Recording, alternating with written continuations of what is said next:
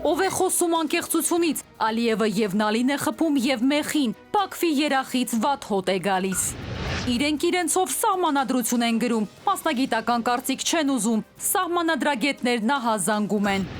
Խաղաղություն են բարբաջում ու խաղաղ բնակիչների վրա կրակում, Բաքվի լկտի պահվածքը չի սանձվում, Ռուսաստանը հավասարության նշան է դնում։ Փուլային տարբերակ 35% նվազում, իշխանությունը մերժել է գույքահարկ իջեցնելու ընդդիմության նախագիծը։ Իրավապահներն ինչպես ուզում վարում են ու անպատիժ մնում, թեժ քննարկում ԱԺ-ում, ինչու վթարներն ու խախտումները չեն պակասում։ Գինի, կոնյակ, ոսկի, ինչու է արտահանումը նվազել, ռուսական գործոնն է, թե աշխարհաքաղաքական խառնաշփոթը։ Սիրտն ուզել է մայթով երթևեկել, զվարճացել է, նկարել, կարգազանց վարորդին գտել են։ Ով կփրկի բուլինգից ու ծեծից, արդյոք դպրոցներում հոգեբանները հարց լուծող են։ Բարի երեկո, ժամալրատվականը հետևել է հավաքելու խմբագրել օրվա կարևոր լուրերը, ես Մարիաննա Հակոբյանն եմ, սկսում ենք թողարկումը։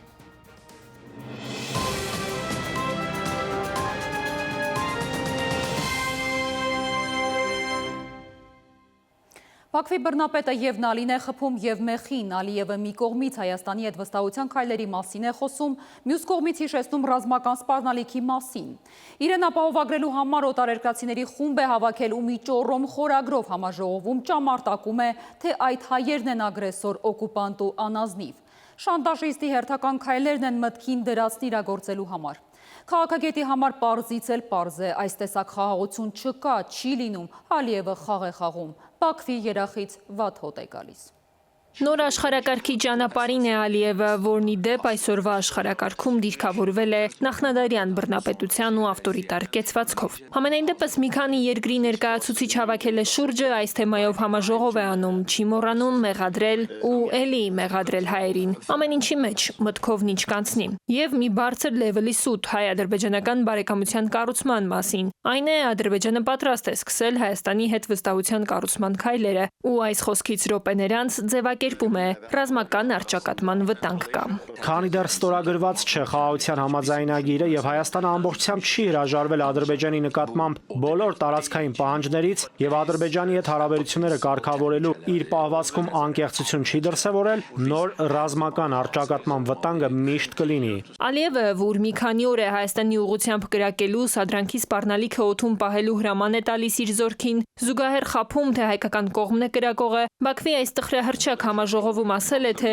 վստահության հաստատման նախաձեռնություններ իրենց առաջարկել են վրացի գործընկերները, ինչին Ադրբեջանը դրական է արձագանքում եւ հայկական կողմի դիրքորոշմանն է սպասում։ Ձևակերպել է նման փոքր քայլերի օրինակ կարող է լինել լրագրողների հնարավոր փոխայցելությունները։ Հավաքվածների աչքին թոզ է փչում, ասում է քաղաքագետը, համոզում է, որ ինքը սուրբ է, հայերն են տարածաշրջանի ագրեսորը։ Նա հող է պատրաստում հաջորդ ռազմական գործողության համար։ Նա բոլոր այդ ներկայացուցիչներին հավաքում է, ասում է, տեսեք, Հայաստանը էլի չի համագործակցում, խաղաղություն չի ուզում, ես որ հարձակվեմ էլի Հայաստանի վրա, ինձ չմեղադրեք։ Գնդակը Հայաստանի դաշտում է, հին երգն է կրկնել ու հայերին նորից որակել օկուպանտ։ Ակնարկել, թե Զանգեզուրի միջանցք կոչվածը եղել ու մնում է իր ամենամեծ երազանքը։ Համաժողովում է լստեության դրան հասնելու հնարավոր ագրեսիան արդարացնելու նախնական փորձերն են։ Էներգետիկ անվտանգություն, տրանսպորտ, ներդրումներ, տնտեսական օգուտներ։ Հայաստանն ագրեսիայի արդյունքում իրեն փաստացիորեն զրկել է այս ամենից։ Ինքն իրեն զրկել է ադրբեջանական էներգետիկ ռեսուրսների եւ տրանսպորտային ուղիների համար կարևոր տարանցիկ երկիր դառնալու հնարավորությունից։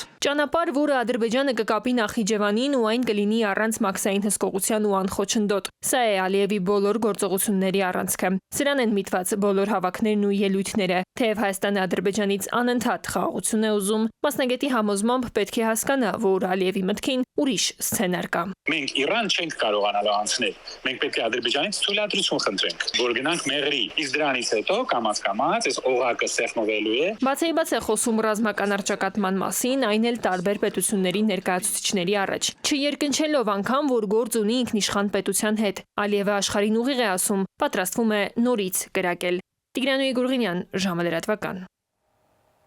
Խաղաղություն են բարբաջում ու խաղաղ բնակիչների վրա կրակում, Բաքվի ամբարտավան պահվածքը չի սանձվում, օրորի է նա ակտիվանում ու գնդակոծում Սյունիքի խաղաղ բնակչությանը, դատապարտում չկա։ Աշխարհը հավասար հարթակի վրա է տեսնում Բաքվին ու Երևանին, այնինչ Երևանը խաղաղությունից է խոսում, Ալիևը խտացնում ռազմական հռետորաբանությունը։ Զախարովան այսօր անդրադառնալով արդեն տևական ժամանակ ադրբեջանական կողմի կրակոցներին, խոսքն ընդհանուր ձևակերպեց ու պատկերը լղոզեց։ Սյունիքի խնածախի ու խոզնավարի ուղղությամբ ադրբեջանական դիրքերից էլի կրակել են, մինչև լուսաբաց։ Նույն ժամերը չի փոխվում համարյա, նույն ձևով կրակում են 10-20, 12-20, շերը 2-ին է լինում, 3-ին է լինում նայած որոր, առավոտը 4-ին, 4-20, եթե լացեն ժամերին չեմ նայում, կրակում են, ինչ ասեմ, ուրիշ բան գա որ ասեմ, որ հիմա կրակում են նույն ձևիա, նույն պատմությունը։ Իսկ մերոնք պատասխանում են մեր կողմից պատասխան։ Ընդհանրապես, մի հատ էլ է։ Գիշերը կրակում է, ցերեկը բարձր բաներից խոսում, անվտանգություն, աշխարհակարգ, խաղաղություն խաբում է անթակույց օրը ցերեկով աշխարհի 44 երկրի։ Ռուսաստանի, Միացյալ Նահանգների, Հնդկաստանի, Մեծ Բրիտանիայի, Գերմանիայի ներկայացուցիչներին, վերլուծական կենտրոնների փորձագետներին 44 երկրից հավաքել է Ստեփանակերտի պետհամալսարանում, որ ինչ ասի, ցանկացած սադրանքի օպերատիվ արձագանքել նրանց պաշտպանության նախարար Զաքիր Հասանովը հանձնարարականիչեցրեց։ Այժմ հաջորդում է Բաքվի հայտարարությունը ձևակերպումով հայկական կողմի դեմ ձեռնարկված համարժեք պատասխան գործողությունների մասին։ Մի այսպիսի հայտարարություն էլ այս շաբաթվա սկզբին արեցին, նույնը այսօր են կրկնում։ Պնդում իբր ապրիլի 8-ին ժամը 19:20-ից մինչև 22:30-ը Հայաստանի զինված ուժերի ստորաբաժանումները Վարդենիսի ու Վերին դիրքերից փոքր տրամաչափի զինատեսակներով պարբերաբար կրակել են ադրբեջանական բանակի դիրքերի ուղղությամբ։ Այդ երկրի ռազմական գերատեսչությունն ասում է նաև, թե նշված ուղղություններով ադրբեջանական բանակի ստորաբաժանումները ձեռնարկել են համարժեք պատասխան գործողություններ։ Այնինչ խնածախից ու խոզնավարից էլ պատմում են, որ հենց այդ ժամերին ադրբեջանական դիրքերից են կրակում արդեն քանի օր է։ Այդ ակտիվությունը Ռամադանի օրերից է սկսվել, հետո դադար են տվել ու վերջին օրերին էլի սկսել։ Հայաստանի ռազմական գերատեսչությունը ռեժիմով է հերքում նրանց կեղծ հայտարարությունները։ Ադրբեջանի պաշտպանության նախարարության հաղորդագրությունը, թե իբր ապրիլի 8-ին ժամը 19:20-ից 22:30 ժամանակահատվածում Հայաստանի Հանրապետության զինված ուժերի ստորաբաժանումները կրակ են բացել սահմանագոտու հարավարևելյան հատվածում տեղակայված ադրբեջանական դիրքերի ուղղությամբ, չի համապատասխանում իրականությանը։ Հիշեցնենք, որ Հայաստանի Հանրապետության վարչապետի աշխատակազմն առաջարկել է հրադադարի ռեժիմի խախտման դեպքերի եւ այդ մասին տեղեկությունների հետաքննության Հայաստան-Ադրբեջան համատեղ մեխանիզմ ստեղծել, ինչին մինչև օրս Ադրբեջանը չի արձագանքել։ Մոսկվան է արձագանքում այս իրավիճակին։ Աշխարհում լավ են սերտել փաստորեն հավասարության նշանով խոսելու լեզուն։ Ռուսաստանի արտգործնախարարության պաշտոնական ներկայացուցիչն ասում է, հետևում են Հայաստանի եւ Ադրբեջանի միջև սահմանային իրավիճակին եւ հանդարտության կոչ են անում կողմերին։ Բաքվին եւ Երևանին կոչ են կանում խուսափել իրավիճակի վատթարացմանը հանգեցնող ցանկացած գործողությունից։ Համոզված ենք, որ Հայաստանի համար ռազմավարական կարևորություն ունեցող հարավային մարզում Ռուսաստանի ներկայության հետևողական ընդլայնումը համապատասխանում է ինչպես Հայաստանի, այնպես էլ Ռուսաստանի եւ ընդհանրապես ողջ տարածաշրջանի երկարաժամկետ շահերին։ Ով կսանձի Ալիևին, նա կանգ չի առնում, սանձող չկա ու նախապայման վերջնագրեր է, որ շարում է ու զարկ տալիս դրանց դոզային։ Փոխեք սահմանադրությունը, քանի դեռ Հայաստանն ամբողջությամբ չի հրաժարվել Ադրբեջանի նկատմամբ տարածքային պահանջներից, քանի դեռ խաղաղության պայմանագիր չկա, ռազմական նոր առճակատման վտանգը կա։ Ձիու քայլ է անում։ Սիրան Շմուրադյան, ժամը լրատվական։ Շախմատային հերթական քայլը Ռուսաստանի արտգործնախարարության պաշտոնական ներկայացուցիչ Մարիա Զախարովան հրավիրված ճեպազրույցում ի թիվս այլ հարցերի անդրադարձել է նաև Սյունիքի մարզում Ռուսաստանի գլխավոր հյուպատոսության բացման մտադրությանը մեջբերել։ Համոզված ենք, որ Հայաստանի համար ռազմավարական կարևորություն ունեցող հարավային մարզում Ռուսաստանի ներկայության հետևողական ընդլայնումը համապատասխանում է ինչպես Հայաստանի, այնպես էլ Ռուսաստանի եւ ընդհանրապես ողջ տարածաշրջանի երկարաժամկետ շահերին, ասել է Զախարովան եւ հավելել, որ հարցը քննարկվել է Հայաստանի եւ Ռուսաստանի արտգործնախարարների հանդիպման ընթացքում։ Պաշտպանության նախարարությունից էլ տեղեկացնում են, որ ապրիլի 9-ից 10-ը Հայաստանի եւ Իրանի զինված ուժերի հատուկ նշանակության ստորաբաժանումները համատեղ զորավարժություն կանցկացնեն։ Զորավարժությունը ենթադրում է Հայաստան-Իրան պետական սահմանին տեղակայված սահմանային անցակետերի վրա պայմանական ահաբեկչական խմբերի հարձակումը չեզոքացնելու գործողություններ։ Հայաստանի զինված ուժերի ստորաբաժանումն զորավարժությունն անցկացնելու է Հայաստանի տարածքում, Իրանի զինված ուժերի ստորաբաժանումը Իրանի տարածքում։ Հայաստանը պատրաստ է միջազգային փորձագետների մասնակցությամբ ստուգել Ադրբեջանին ստանձնած ականապատ դաշտերի քարտեզների ճշգրտությունը, հայտարարել են ԱԳՆ-ից անդրադառնալով Բաքվի մեղադրանքներին, թե իբր Հայաստանը ոչ ամբողջական քարտեզներ է տրամադրել Ադրբեջանին։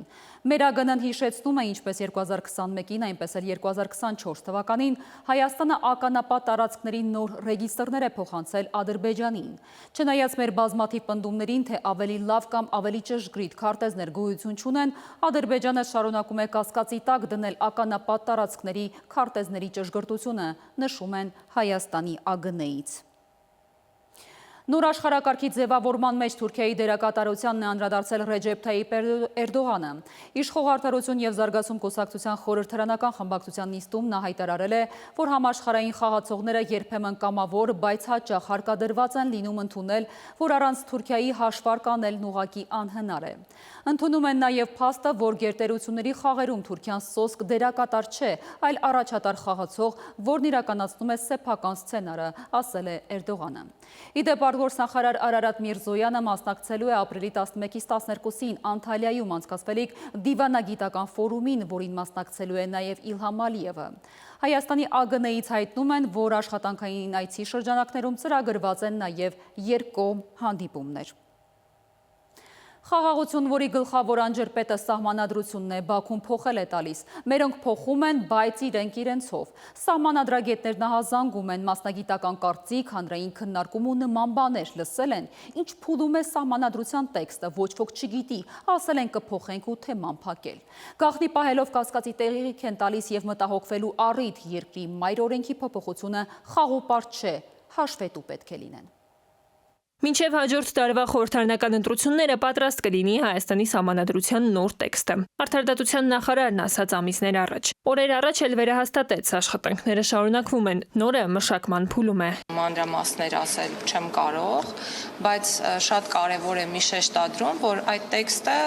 չի լինելու եւ ուղղակի իբնե չի կարող լինել գաղտնի։ Նախ տեքստի հանրայնացման մասին սահմանադրագետը պնդում է, թե հաշվետվողականության ու ներառականության սկզբունքը խախտված է։ Սահմանադրության նոր տեքստի մասին որևէ տեղեկություն չկա։ Միայն հանրային խոսքից է հնարավոր ենթադրություններ անել, ինչը եւս աղքատ է մասնագիտական կարծիք հայտնելու համար։ Ներառականությունը ենթադրում է, որ երբ երկրում սահմանադրական բարեփոխում է իրականացում, այն էլ մեր դեպքում արդեն նոր սահմանադրության ընդունման գծով է գնում։ Այն պետք է ենթադրի երկրում գործող քաղաքական ուժերի ներգրավում այդ procesում, երկրում գործող հասարակական կազմակերպությունների ներգրավում procesում, անկախ հայացքներից ընդդիմադիր կլինեն, թե կողետ գործակցող կլինեն։ 4 տարի այդ կազմը գործում է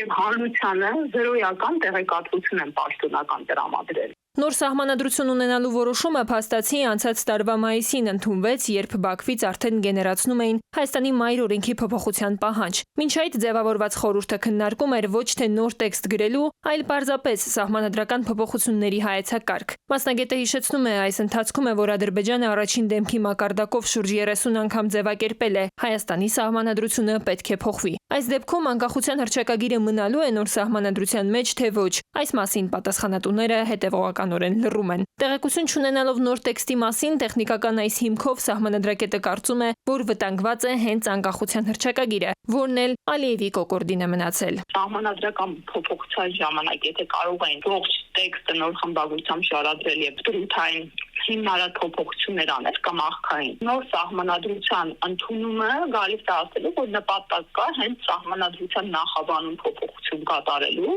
եւ անփոփոխելի դրույթներում, որովհետեւ սահմանադրական փոփոխության պարագայում սահմանության նախաբանը, որտեղ հաղումը արկա է մեր անկախության հռչակագրում, փոփոխման ենթակա չէ։ Նոր սահմանադրություն գրելը հեշտ գործ չէ, ամիսներ է պահանջում։ Այս ձեռնարկը Հայաստանի իշխանությունը համարում է մեր երկրի ներքին գործը, բայց Բաքվում չեն հանդարտվում ու ամենօրյա ռեժիմով են սահմանադրության փոփոխություն ուզում, եթե ոչ պայմանագիր չեն կնքի։ Ստացվում է մոտ ժամանակներում դժվար է այդ տխրահռչակ թղթի ստորագրմանը հավատալ, եւ մասնագետները հարցնում են, ով է թելադրում Հայաստանի մայր օրենքի փոփոխության օրակարգը։ Տիգրան Ուրգենյան, ժամը լրատվական։ Այս պահին կարճ դադար կվերադառնանք րոպեներ անց։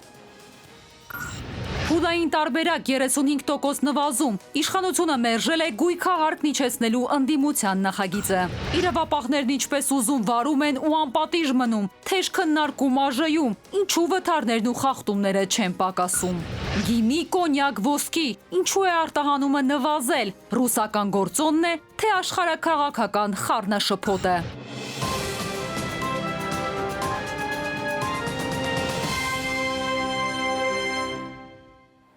Ժամալրատվականը շարունակում է աշխատանքն ուղիղ եթերում։ Օմանի մայրաքաղաք Մասկատում ապրիլի 12-ին կայանալիք բանակցությունները հնարավորություն կտան ստուգել եւ գնահատել Միացյալ Նահանգների լրջությունը, հայտարարել է Իրանի արտգործնախարարը։ Աբբաս Արաղչին ընդգծել է, որ ամերիկյան պատժամիջոցների չեղարկման դիմաց Իրանի միջուկային ծրագրի խաղաղ բնույթի մասին հավաստիացումները քննարկվելիք միակ թեման է լինելու։ Ավելի վաղ սոցիալական ցանցում Արաղչին գրել էր, սա եւ հնարավորություն է եւ ստուգում, գնդակը ամերիկյան դաշտում է։ Փոսփորողնիկն է հայտնվել փոսում նոր մաքսատուրքեր սահմանելուց հետո ԱՄՆ նախագահ Դոնալդ Թրամփը շուրջ $5 միլիարդ է կորցրել։ Forbes-ի տեղեկացմամբ Թրամփին պատկանող ընկերությունների բաժնետոմսերի արժեքների անկման հետևանքով ԱՄՆ նախագահի կարողությունը $4 միլիարդ 700 միլիոն նվազել է, կազմելով $4 միլիարդ 200 միլիոն։ Հիշեցնեմ, նախորդին էլ վնասները սեփական մաշկի վրա զգացած Իլոն Մասկն էր դիմել Դոնալդ Թրամփին մաքսատուրքերի սահմանման որոշումը վերանայելու խնդրանքով։ Սենատոր Ռոն Ուայդենը ԱՄՆ կոնգրեսի վերին պալատում Թրամփի վարչակազմի կողմից սահմանված մաքսատուրքերը չեղարկելու առաջարկ է ներկայացրել։ Ուայդենն օգտվել է արտոնյալ բանաձևի իրավունքից, ինչը նրա առաջարկը դարձնում է օրենսդիրների առաջնահերթություն եւ պահանջում քվեարկություն առաջիկա 2 օրվա ընթացքում։ Ենթադրվում է, որ Սենատի հանրապետականների կողմից որոշակի աջակցություն ստացած առաջարկը հավանաբար ներկայացուցիչների պալատում կբախվի Թրամփի կուսակիցների հակազդեցությանը։ Պենտագոնի ղեկավար Փիթ Հեքսեթն ասել է, որ Չինաստանն ունի գլոբալ ռազմական հավակնություններ, որոնք Պեկինը դրսևորում է արևմտյան կիսագնդում եւ տիեզերքի ուղղությամբ։ Մենք միասին պետք է ամուր կանգնենք այս կիսագնդում չինական սպառնալիքի դեմ, ասել է ԱՄՆ ռազմական գերատեսչության ղեկավարը։ Հեքսեթի խոսքով Պեկինը ներդրումներ է անում եւ գործունեություն է ծավալում տարածաշրջանում ռազմական առավելության եւ տնտեսական անարդար ձեռքբերումների համար։ Հեքսեթը հայտնել է Թրամփի դիրքորոշումը, որ Պանամայի ջրանցքը չպետք է վերահսկվի Չինաստանի կողմից։ Ի դեպ, Չինաստանը Միացյալ Նահանգներից ներմուծվող ապրանքների համար մաքսատուրքերը կբարձրացնի մինչև 84%։ Ուկրաինայի արևելյան հատվածում չինացիներ են կռվում, հայտարարել է Զելենսկին, նշելով, որ ուկրաինացի զինվորականները օրեր առաջ Դոնեցկի մարզում 2 չինացու են գերեվարել։ Ի տարբերություն Հյուսիսային Կորեայի զինվորականների, չինացիները մասնակցում են ոչ թե Ռուսաստանի, այլ հենց Ուկրաինայի տարածքում ծավալվող ռազմական գործողություններին, պնդել է Զելենսկին։ Պատասխանելով ուկրաինացի լրագրողի հարցին, Չինաստանի արտգործնախարարության պաշտոնական ներկայացուցիչը հայտարարել է, որ Չինաստանը զինծառայողներ չի ուղարկել ռուս-ուկրաինական հակամարտության գոտի։ Վրաստանի խորհրդարանի մոտ առավոտից լարված իրավիճակ է, ցուցարարները թույլ չեն տվել իշխող վրացական երազանք կուսակցության ներկայացուցիչներին հասնել ապրիլի 9-ի հուշահամալիր։ Իրավապահների եւ ցուցարարների միջև բախումներ են սկսվել։ Վրաստանում ապրիլի 9-ը նշվում է որպես ազգային միասնության, քաղաքացիական համաձայնության եւ հայրենիքի համար զոհվածների հիշատակի օր։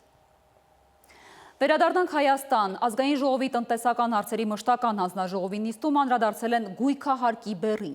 Ընդդիմադիր падգամավորի ներկայացրած նախագիծը հավանության չի արժանացել։ Առաջարկվել է փուլային տարբերակով մինչև 2026 թվականը տարեկան 30-ից 35%-ով գույքահարկի աճը չկիրառել։ Հիմնավորում են, որ հատկապես խոցելի խմբերի համար գույքահարկի բեռը ծանր է։ Իշխանությունը պարզաբանում է, որ միայնակ տատիկների եւ խոցելի խմբերի նկատմամբ արտոնություններ կիրառվում են, իսկ առհասարակ իջեցնել չեն պատրաստվում, միջազգային փորձն են վկայակոչում։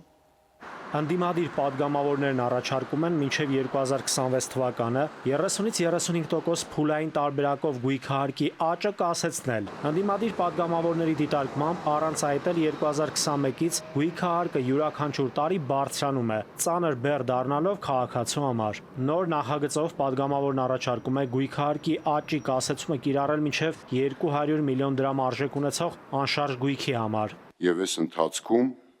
հատկապես խոցելի խմբերի համար միայնակ տարեցներ, թոշակառուներ եւ տարբեր սոցիալական այլ խմբեր դարձել է անտանելի գույքահարկի բեռը։ Անդիմադիր падգամավորի ձևակերպմամբ ամեն տարի գույքահարկի ավելացումը հակասոցիալական քայլ է։ Այն ըստ падգամավորի պետք չէ կիրառել հատկապես ցածր արժեք, միջին արժեք ունեցող անշարժ գույքի համար։ Այսինքն մարդը, եթե ստանա նվազագույն թոշակ եւ շատ բազմահազար մեր քաղաքացիներ հենց այդպիսի թոշակ են ստանում եւ բնակվում են կենտրոնում, ուրեմն իրենց թոշակը պետք է բավականացնի ընդամենը այդ գույքահարկը վճարելուն։ Համաձայն չենք, որ գույքահարկի բեռը հավասար է կենսաթոշակի չափին։ Դուք կարող եք մի ծայրահեղ ինչ-որ տեսական դեպք եք նկարագրում, երբ որ միայնակ կենսաթոշակառուն կամ ամուսիններ կենսաթոշակառու ապրում են, ես եթե փորձեմ արագ հետադարձ հաշվարկ կատարել, եթե ամսական հարկը լինի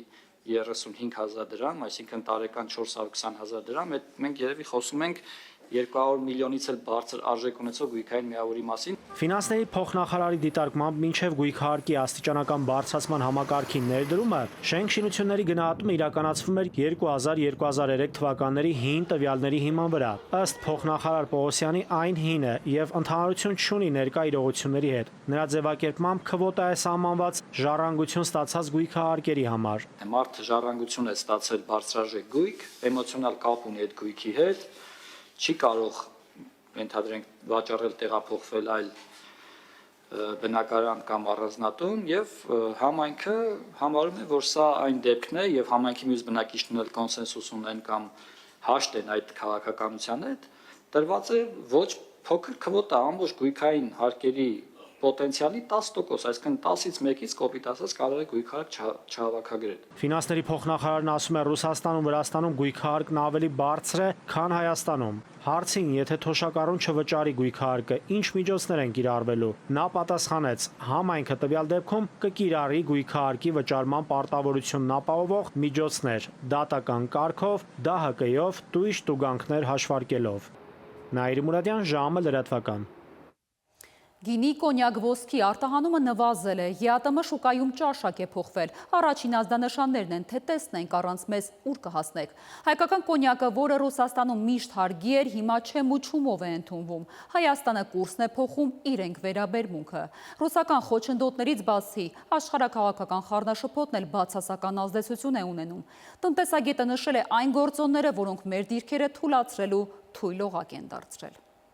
Հայաստանի գինի կոնյակի համը աշխարհը լավ գիտի, բայց դրանց արտադրության եւ արտահանման գործընթացով այս տարի Հայաստանը զիջում է այլ երկրներին։ Կոնյակի արտադրությունը գրեթե 2 անգամ է նվազել, գինունը 1/3-ով։ ԵԱՏՄ երկրների շուկայում Հայաստանին մրցակից է Վրաստանը։ Մոտ 250 միլիոն դոլարի գինի են արտահանում։ Տնտեսագետը պարզաբանում է, Վրաստանը շուկան հեշտությամբ գրավում է մատչելիությամբ։ Հայկական գինիները ունեն իրենց բրենդը, իրենց մակարդակը, դա միջին եւ միջինից թանկ գինիներ են։ Այսինքն հայկական գինիները 10-ից մինչեւ 25 դոլար մեկ շիշը։ Եվ այդպիսի գինիները ավելի քիչ քանակով են արտահանվում, եւ քանի որ դա կախված է ժողովրդի գնողունակությունից, պետք է ասենք այն երկրները, որտեղ արտահանվում են, օրինակ Չինաստան, Ճապոնիա արտահանվում, շատ քիչ քանակով Եվրոպա, որոշ քանակով ԱՄՆ եւ Ռուսաստան է արտահանվում, այդ երկրների գնողունակությունից կախված իրադրությունները կարող են փոխվել։ Կոնյակի պարագայում մասնագետի կարծիքով ավելի պարզ է։ Ռուսական շուկան հիմա էժան կոնյակ է պահանջում։ Տնտեսագետ Պարսյանը այս խնդիրը նախ կապում է ռուբլու փոխարժեքի կտրուկ աճի հետ,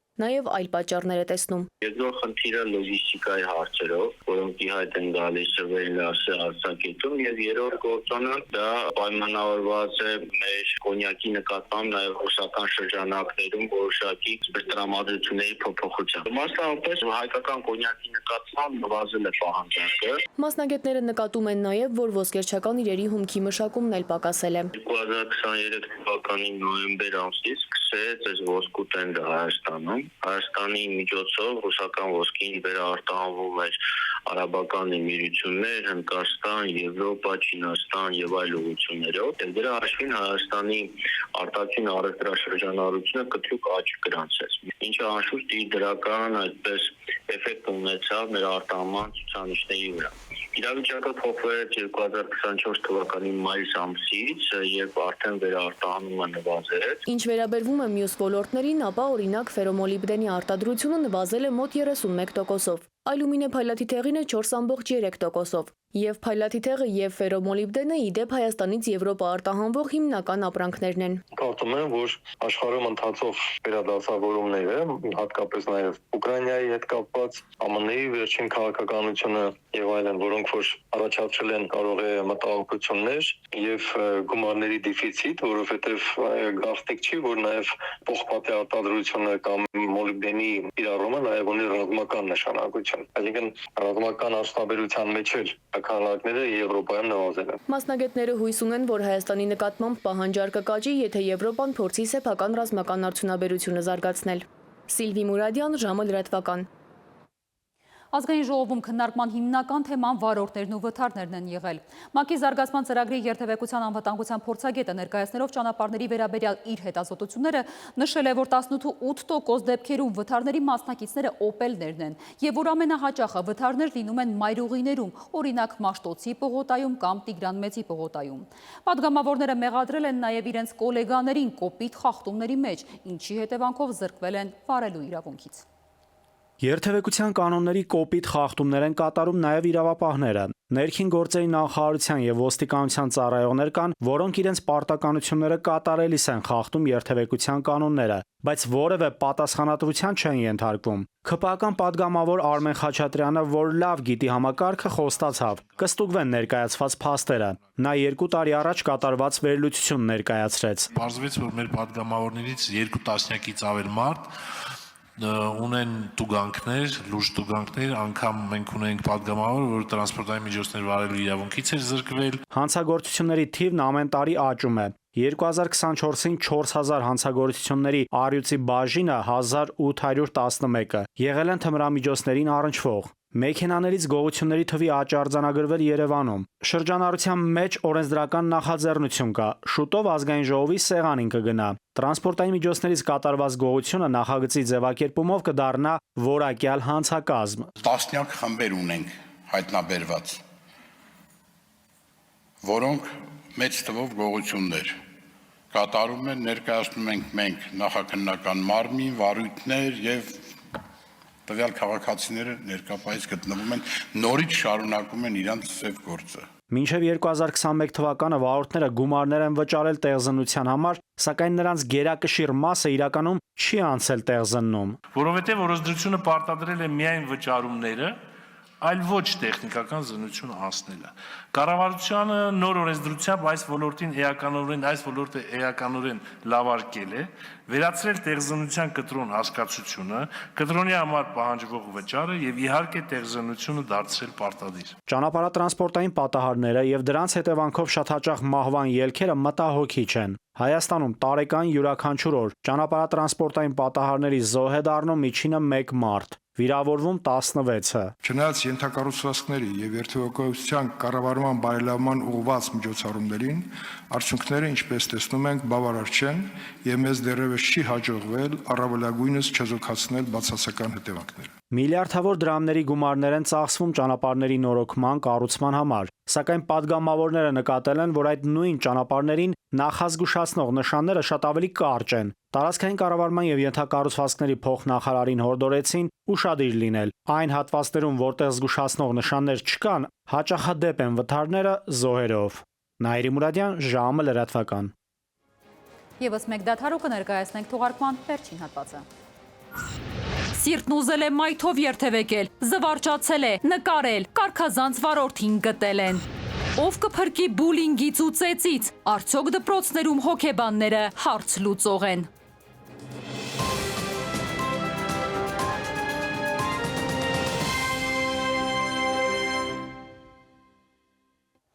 Շարունակենք թողարկումը։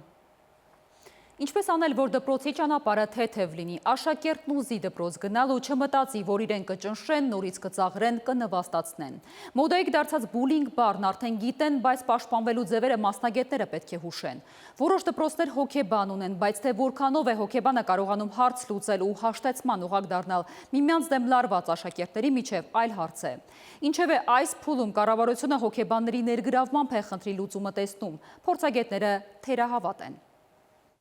Դպրոցներում բռնության դեպքերն ավելացել են, ահազանգեր կան նաև նախադպրոցական ուսումնական հաստատություններից։ Բռնության, բուլինգի եւ ահաբեկման դեպքերը բացառելու նպատակով ըստ կրթական գերատեսչության որոշակի քայլեր ձեռնարկում են։ Հատկապես կարևորում են դպրոցական հոգեբանների առկայությունը, ճանապարհ են փնտրում նրանց պակասը լրացնելու։ Կրթության փորձագետն ասում է, դպրոցներում հոգեբանի հաստիկները թափուր են մնում, որովհետև գործը գրավիչ չէ, շարժառիթ չկա։ Մասնագետների պակաս կա, խիստ պակաս կա։ Այդ մասնագիտությունը այդքան էլ ոնց գրավիչ չի, նախարարի 79 հրամանով, երբ որ մենք նայում ենք, մինչև 100 աշակերտ ունեցող հանրակրթական ուսումնական հաստատությունում հոգեբանը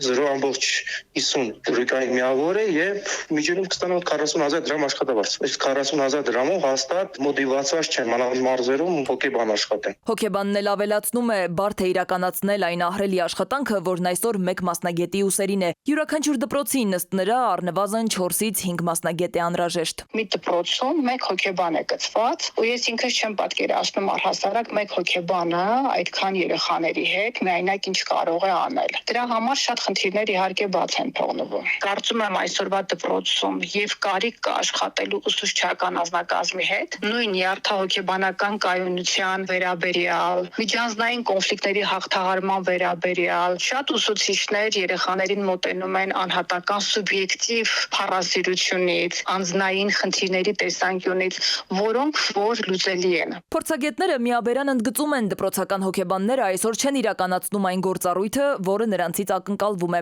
Բացի այդ, չկան մեխանիզմներ վերահսկելու եւ արձանագրելու նրանց աշխատանքի արդյունավետությունը։ Կան դպրոցներ, որտեղ դա ձևական բնույթ է կրում, հոգեբանները պարապորտի մեջ ոնց որ լինեն, ուղղակի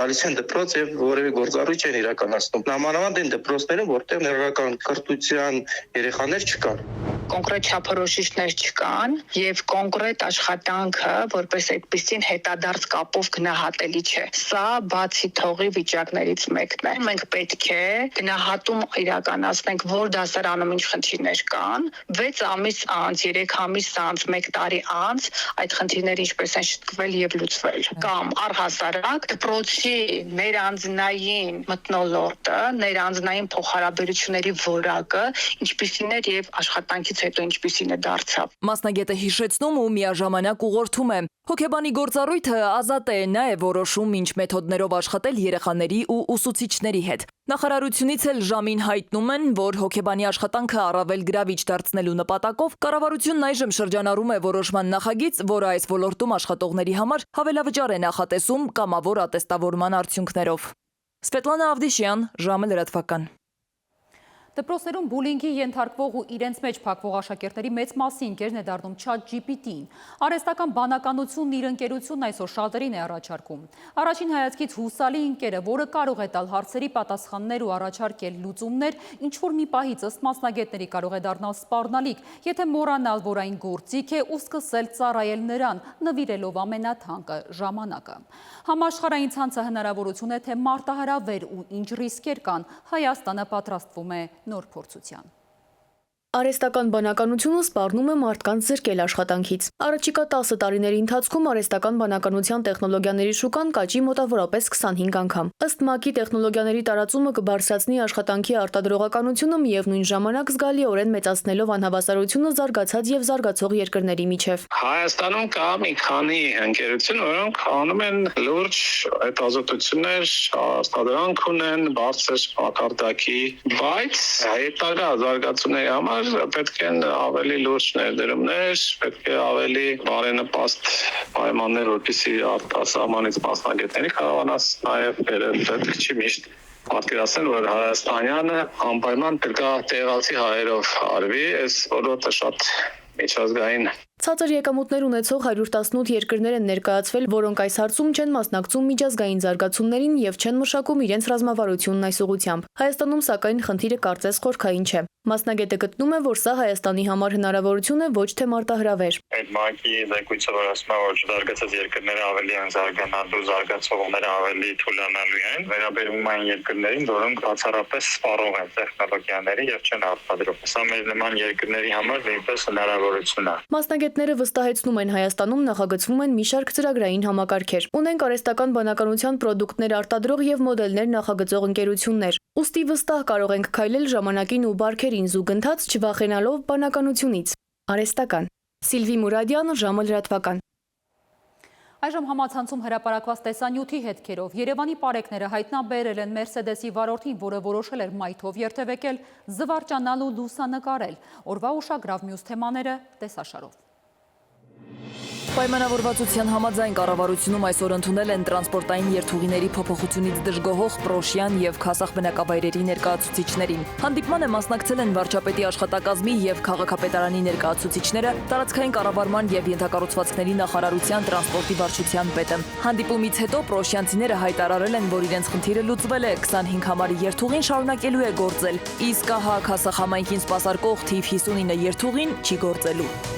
Աշխատանք եւ սոցիալական հարցերի նախարարության Telegram ալիքում գործարկվել է նոր հարթակ։ Այսուհետև եւ Հայաստանի քաղաքացիները եւ Արցախից բռնի տեղահանված մեր հայրենակիցները կարող են աշխատանքի եւ սոցիալական պաշտպանության ոլորտում իրականացվող ծրագրերի վերաբերյալ արագ ու հասցեական տեղեկատվություն ստանալ նախարարության Telegram ալիքում գործարկված 114 տեղեկատուի միջոցով։ Հարթակը տեղեկությունները տրամադրելու, զբաղվածության եւ բնակարանային ապահովման պետական աջակցության ծրագրերի, կենսաթոշակների եւ նպաստների վերաբերյալ։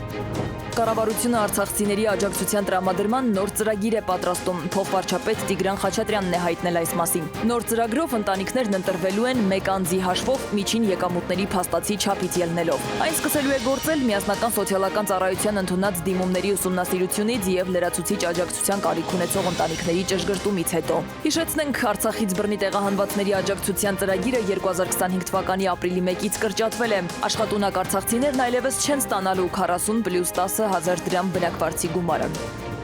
Տուրիստական գործակալություններից մեկի տվյալներով Ռուսաստանից Հայաստան ավիատոմսերի արժեքը 20%-ով աճել է։ Ընկերությունից նաև տեղեկացնում են, որ մայիսյան տոների առթիվ դեպի Հայաստան տուրերի պահանջարկը 2024 թվականի նույն ժամանակահատվածի համեմատ զգալիորեն մեծացել է։ Վիճակագրության համաձայն ռուսաստանցի զբոսաշրջիկները Հայաստան են մեկնում միջինը 5 օրով եւ փաթեթային շրջագայության համար մեկ անձի համար ծախսում են մոտավորապես 65000 ռուբլի։ Երևանի ընդհանուր իրավասության քրեական դատարանի Շենգավիթ նստավայրում 3 արտառոց դեպք է տեղի ունեցել։ 35-ամյա Տաթևիկ Աբրահամյանին խեղդամահանելու մեջ մեղադրվող Նարեկ Սարգսյանի գործով դատական նիստի ընթացքում դահլիճում ներկա տղամարդկանցից մեկը հայտարարելով, թե ինքն է իրականում սպանել կնոջը, դիմել է փախուստին։ Դրությունը նիստերի դահլիճում դրանից հետո լարվել է։ Իրավիճակը վերահսկող դատական կարգադրիչը քաղաքացու խոստովանությունից հետո սրտի կանգից մահացել է։ Հիշեցնենք, Տաթևիկ Աբրահամյանի սպանությունը տեղի է ունեցել 2022 թվականի մայիսի 5-ին Երևանում։ Բնակարաններից մեկում հայտնաբերվել էր 35-ամյա կնոջ դին, պարանոցի եւ դեմքի շրջանում բռնության հետքերով։ Օրերս համացանցում տեսանյութ էր տարածվել, թե ինչպես է մի ավտոմեքենա երթևեկում մայթով, իսկ ուղևորը նկարահանում ընթացքը։ Երևանի պարեկները պարզել են մեքենայի մագնիշը, համարանիշը, ինչպես նաև վարորդի ինքնությունը։ Ներքին գործերի նախարարությունից հայտնում են, որ օրինազանց վարորդի նկատմամբ կազմվել է արձանագրություն, իսկ արտասահմանյան համարանիշներով Մերսեդեսը տեղափոխվել է պահպանվող հատուկ տարածք։ Սվետլանա Ավդիշյան, ժամը լրատվական։